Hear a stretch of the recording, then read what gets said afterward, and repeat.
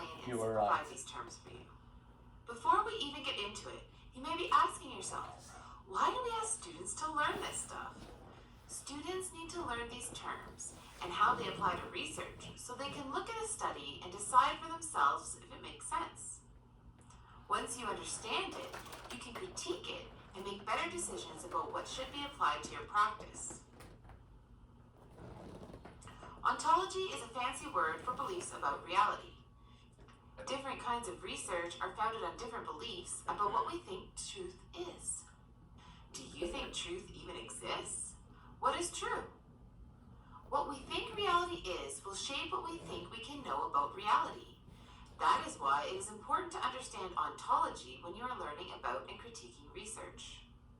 Philosophies about reality can be divided in different ways. When you are just starting to learn about research, it helps to understand the two types of ontology that are essentially opposites, realism and relativism. Once you understand these two types of ontology, you can more easily understand others. In this video, I'm only going to talk about realism and relativism, but in my book, I also talk about critical realism and historical realism as they apply to different approaches to research. First, let's talk about realism. In a nutshell, realists believe that one truth exists. Truth does not change. Realists believe that truth can be discovered using objective measurements. Once you find out what the truth is, you can generalize it to other situations. If you can wrap your head around this view of reality, even if you don't totally agree with it, you will understand why research that is based on this view of reality is designed the way that it is. If this is what the researcher thinks about reality, it will influence every single decision that is made in the study. The opposite view of reality is called relativism.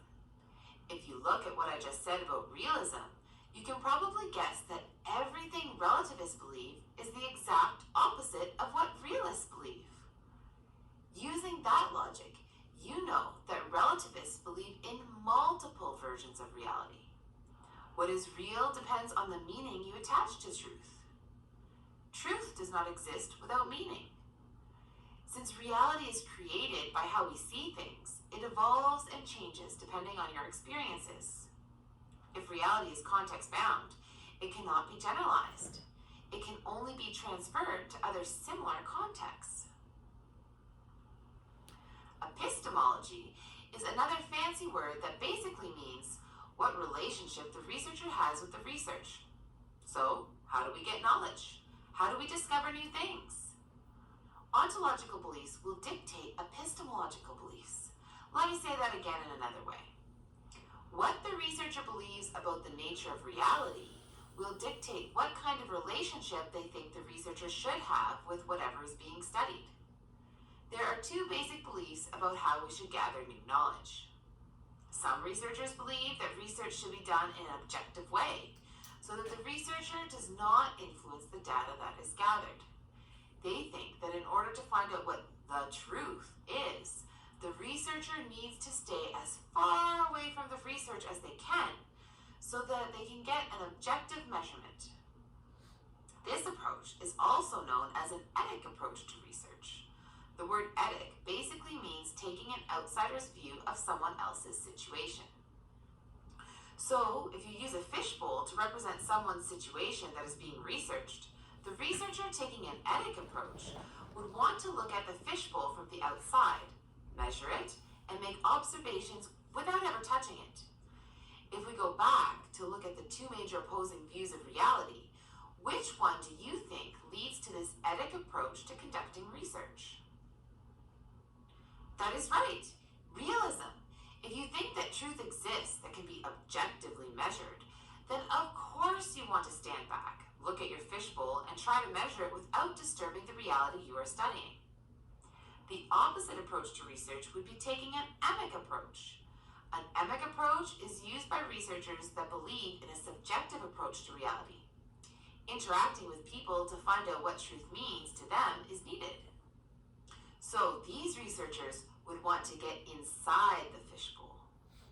The potential influence of the researcher on what is being researched is acknowledged, sometimes avoided, or sometimes even embraced. Interaction is seen as a necessary thing to gain an in-depth understanding of what is going on. What ontology do you think leads to this way of approaching research? That is right, relativism. Remember that relativists believe that the truth is created by meanings and experiences. In order to understand someone's experience and the context that shaped it, you need to dig deep and talk to them. Methodology is another fancy word that means how knowledge is discovered and analyzed in a systematic way. Don't confuse methodology with methods. Yes, they are closely related, but the term methodology refers to philosophies that guide how knowledge should be gathered. The term methods, on the other hand, is specific to data gathering techniques like interviews or surveys. Methodology can be divided based on the ontological and epistemological beliefs that led to them. For the purposes of this video, I want you to take a guess what ontology and epistemology would be linked to an experimental methodology. Let me give you a hint. The purpose of an experiment is to prove that one thing caused another. That is right. Experiments are designed to discover the truth, so they are based on a realist ontology and an etic epistemology. How can you tell? Well, they are looking for one truth. The methodology behind experimental research is built on the idea that data should be discovered and analyzed in an objective way. Since they are wanting to be objective, they are looking at the topic from the outside, which means they are using an etic epistemology.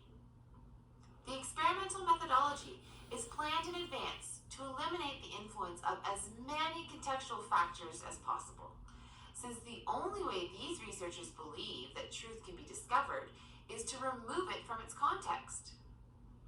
Quantitative researchers want to make generalizations based on their results. An experiment uses a deductive approach to analysis. That means that the study will start with a theory. From that theory, hypotheses will be developed. You normally see these hypotheses explicitly stated at the beginning of the methodology section or just before it. These hypotheses are then tested. Specific data is collected and analyzed to either prove or disprove the original hypothesis. Since the experimental research is designed to be objective, the methods in an experimental study will likely include surveys and other objective measurements like weight, height, blood pressure, and so on. How about another example? What ontological and epistemological beliefs led to a phenomenological study? Let me give you another hint. Phenomenology is designed to explore lived experiences. Often, researchers will do in-depth interviews with people to collect information and understand the context of the experience. I hope you picked up on the key words in that question. Experiences, in-depth, interviews, context. All of these words only make sense if the researcher is using a relativist ontology. The fact that interviews are being done to explore and understand the context of a situation means an emic epistemology is being used.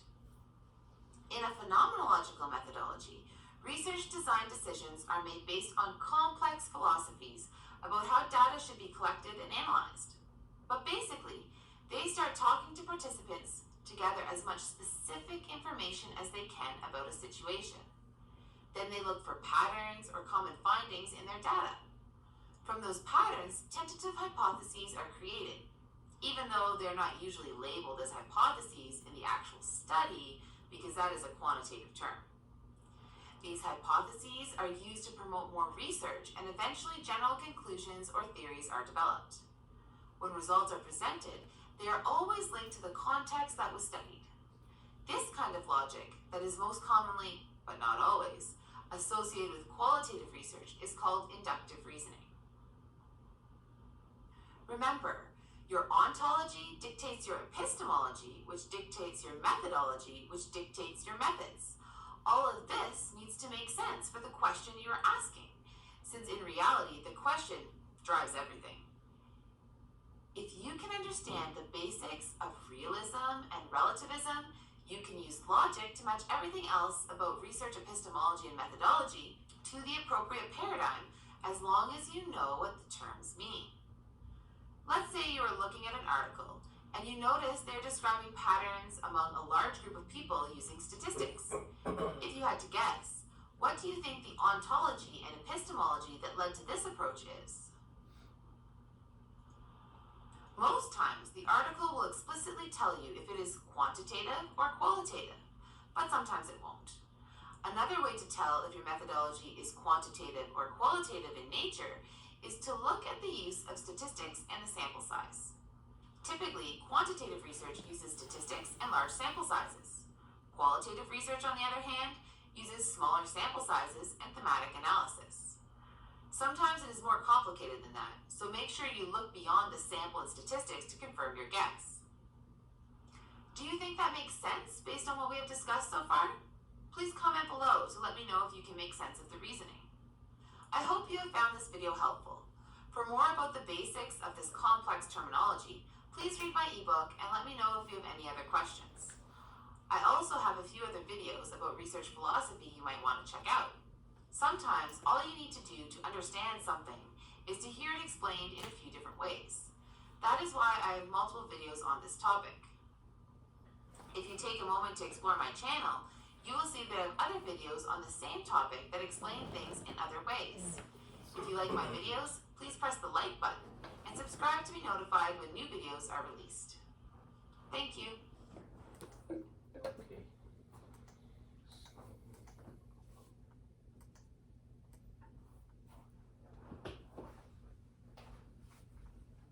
Possibly one good part we can discuss about it. This part. Let me stop the video because it's just recording some